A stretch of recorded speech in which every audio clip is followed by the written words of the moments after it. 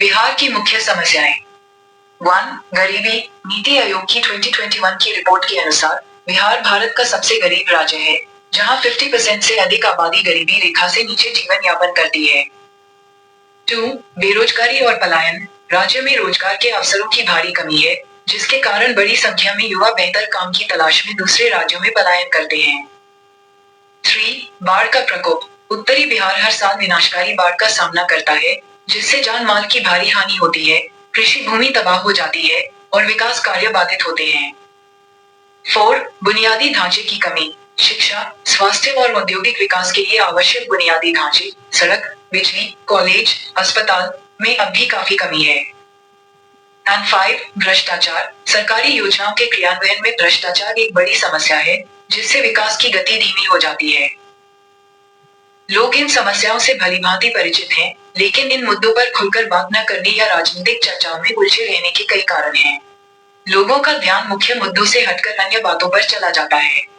राजनीतिक दलों का एजेंडा भी सनसनीखेज बयानों और विवादों पर ध्यान केंद्रित करते हैं, जिससे आवश्यक मुद्दों पर बहस दब जाती है।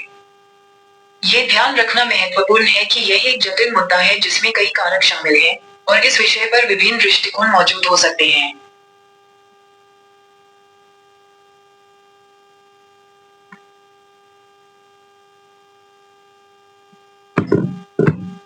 आप लोगों ने सुनी होगी ना ये ओडीपी फ्रेंड्स की ओडीपी गूगल पे अवेलेबल है। ठीक है, यहाँ पे गूगल पे हम लोग सर्च करते हैं, यहाँ पे अवेलेबल है। और मैं आप लोगों को बस ये कहना चाह रही हूँ, आप लोगों को पता है बिहार में क्या हो रहा है, तो मुझे भी पता है। बगैर तो मुझे बताने की कोई जरूरत नहीं है। अभी 15-20 दिन से चला हुआ है उधर का। ठीक है, तो उसमें ये पॉइंट सुनने में आया कि वहाँ पे 10,000 रुपये में वोट खरीदी गई है। 10,000 रुपये में। सवाल ये नहीं है कि उन्होंने तो 10,000 रुपये देके वोट खरीद ली। सबसे बड़ी जो विडम्बना ये है कि जो 10,000 रुपये में अपनी वोट बेच रहा है, वो एक तो एजुकेटेड नहीं है, दूसरा वो इतना पुअर है कि वो ना तो सो सकता, ना तो वो संभल सकता, ना तो उसके पास में खाने के लिए कोई राशन है, ना बोलने के लिए उसके पास में सोचने समझने की क्षमता ही नहीं है। जब उसके पास ना गरीबी है, एजुकेशन नहीं है, तो सबसे बड़ा हथियार क्या होता है इंसान का? एजुकेशन। और अगर आप किसी से उसकी एजुकेशन छीन लोगे ना, तो समझो उसकी जो पीढ़ी है ना, आने वाली पीढ़ी, वो भी बर्बाद हो जाएगी और एकदम भूखमरी की कगार पर जाएगी। फ्रेंड्स, मैं ये कहना चाह रही हूँ कि हम लोग कह रहे हैं ना कि इंडिया डेवलपिंग कंट्री है, डेवलप कर रहा है। ठीक है, हर रोज कुछ ना कुछ स्कीम चलती है। ठीक है, कई बार तो स्कीम लोगों तक पहुंच ही नहीं पाती। इतनी स्कीम चलती है कि लोगों तक पहुंच ही नहीं पाती हो, उनको बीच में ही खा लिया जाता है। और आपने देखा होगा ये कुछ नेता तो ऐसे ऐसे होते हैं ना, इनका फेस, इनका ये मतलब शकल इनकी डरावनी लगती है। जब ये शकल ही ऐसे डरावनी कर लेंगे, तो लोग इनके सामने बोल जाएंगे क्या? कोई नहीं बोल पाएगा इनके सामने। फ्रेंड्स, इनके सामने कोई बोल ही नहीं पाएगा। और अगर कोई बोलेगा भी, या तो उसके ऊपर ये फिर लीगल एक्शन ले लेंगे, या फिर ये उसको मरवा देंगे। फ्रेंड्स, वोट खरीदना इतना बड़ा भ्रष्टाचार है। आज भी हमारा जो इंडिया है, करप्शन इंडेक्स में लगभग 96 नंबर पे है। और अभी शायद और ज्यादा मतलब बढ़े की, वो तो मैं नहीं कहूंगी। भुखमरी इंडेक्स में जो हंगर इंडेक्स है, उस पर 2 नंबर पे है।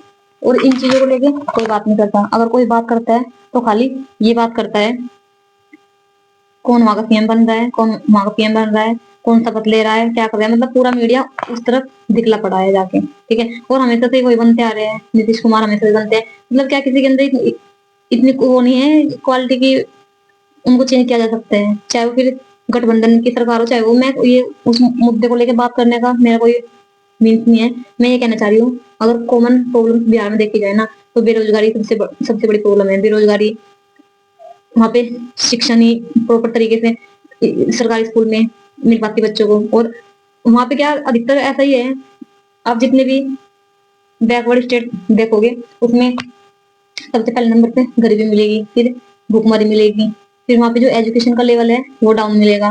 फिर ये सब चीजें से पिसेगा कौन? पिसेगा आम आदमी पिसेंगे, आप पिसोगे, हम पिसेंगे, और कोई नहीं पिसेगा। ठीक है, नेता क्या आएंगे, 10-15 दिन आपको लालच देंगे, पैसा देंगे, दे के आपका खरीद के वोट वो अपना बन जाएंगे, अपना एसी में, फुल एसी में अपना बैठ जाएंगे 5-10 साल के लिए। कोई दिक्कत नहीं, चाहे कोई सड़क पे एक्सीडेंट हो, मरे हो, किसी का खून बह रहा, कोई किस तरीके से दर्द में तड़प रहा, कोई मतलब नहीं है किसी को। चाहे कोई किसी को गोली मार के जा रहा, कोई मतलब नहीं है। आज के टाइम में जो जो ये चीजें रह गई है ना कि हाँ प्रॉब्लम है किसी की, या किसी ने किसी को बलात्कार कर दिया या करप्शन कर रहा, ये इन चीजों को दर्शाती है कि जो हमारा इंडिया में जो कॉन्स्टिट्यूशन है वो बिल्कुल कमजोर पड़ चुका। और बाबा साहेब भीमराव अम्बेडकर जी ने एक बात बोली थी कि संविधान चाहे कितना भी अच्छा क्यों ना हो, संविधान चाहे कितना भी अच्छा क्यों ना हो, वो अंततः बुराई साबित होगा अगर उसे उपयोग में लाने वाले लोग बुरे होंगे। और संविधान चाहे कितना भी बुरा क्यों ना हो, वो अंततः अच्छा ही साबित होगा अगर उसे उपयोग में लाने वाले लोग अच्छे होंगे। तो friends, it depends only people, ना कि कॉन्स्टिट्यूशन। तो वो ये है ना कि आज भी हमारे इंडिया को भले ही 70 साल हो चुके हैं आजादी को, लेकिन गरीब आदमी आज भी पिस रहा है। आज भी वो बेरोजगारी की दर में भटक रहा है। अरे मैं औरों की तो क्या बात करूं, इतनी डिग्रियां लेके बैठे हैं हम लोग, ना तो सही समय पे कोई वैकेंसी निकलती है, ठीक है। और अगर कोई वैकेंसी निकलती भी है ना, तो उसमें क्या किया जाता है, उसमें फिर करप्शन हो जाता है, वो रुक जाती है या फिर वो कोर्ट में चली जाती है, ठीक है। चाहे हर साल कितने करोड़ का तुम प्रोजेक्ट एजुकेशन के ऊपर सर्च कर दो, कोई मायने नहीं रखता इन चीजों को लेके, दे दी तुम्हें 2 या 3 हजार को, जो भी 10 हजार को दे दी, ठीक है। आबादी कितनी है, 140 करोड़ प्लस हो रही है आबादी, ठीक है। बेरोजगार भी देखा है, गवर्नमेंट जॉब नहीं आता, प्राइवेट का व्यवस्था करो, प्राइवेट के लिए करो। ये बस उनसे सबसे बड़ा अधिकार, उनसे